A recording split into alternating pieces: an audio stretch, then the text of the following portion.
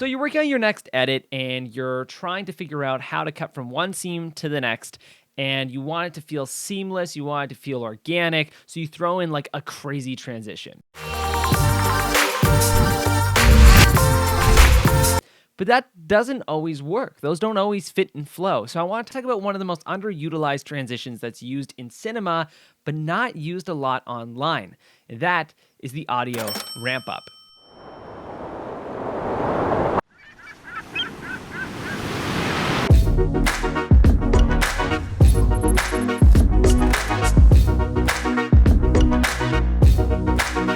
Basically where the audio fades high and cuts you out of a scene. Now you can do this with music, you can do this with a sound effect, you can do this with ambience. Basically, it's creating a jarring cut into another scene. Now, this is really effective for a couple different reasons. The first reason is it builds the atmosphere. So if you're using some sort of like Foley or sound effect, you can ramp that up to make it more apparent. So for instance, if you're using the sound of maybe like water crashing or crackling up against rocks, if you do a nice swell, it makes it a lot more apparent within the scene.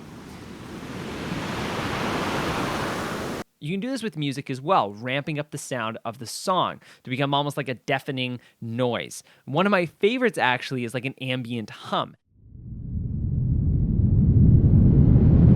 So let's go into our editing software of choice. Mine being Premiere Pro, but you can totally do this in pretty much any other editing software out there. Open it up, open up your scene, and bring out the shots that you want to transition through. So mine are these two.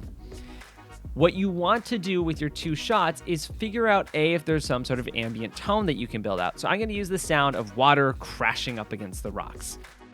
And now if we layer that in, it just adds like a bit of an ambient tone. And if I play it the whole way through, it creates a sort of J or L cut. But I don't want that to play out. In fact, I want to do this like nice hard cut that kind of gets us out from one scene to the other. I'll expand my audio track and I'll create a keyframe marking point. And basically what I'll do with this is ramp it up. So I'll do like a nice fade in so that it plays out like this.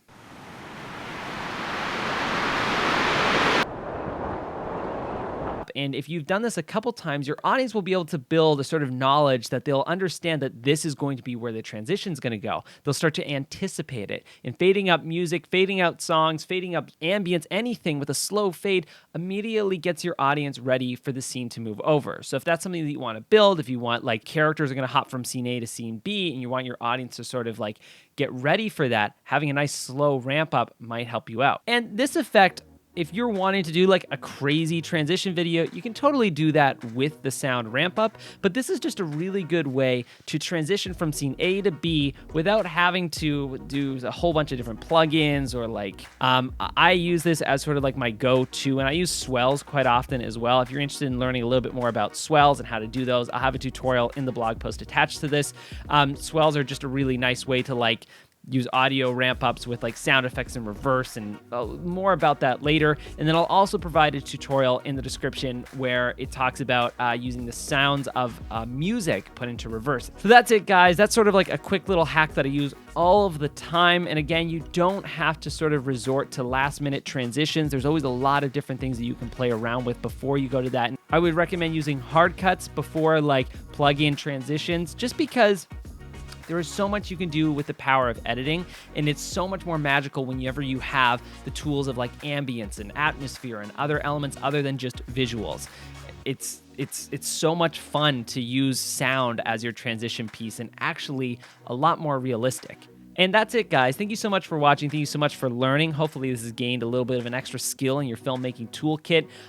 For those of you who want to watch more PremiumBeat content, you like what I'm talking about here, there's a lot of different other stuff, including a blog post that you guys can check out in the description below. I've written down sort of the steps on how you can achieve this effect, as well as there's just a lot of other great content on there from other incredible creators and whatnot out there. Thanks for watching. Thanks for tuning in. And let me know if you have some sort of like audio tricks that you use. Write that in the comment section below, and we can all sort of learn from your knowledge of doing this as well. Thank you guys so much for watching. I'll see you later.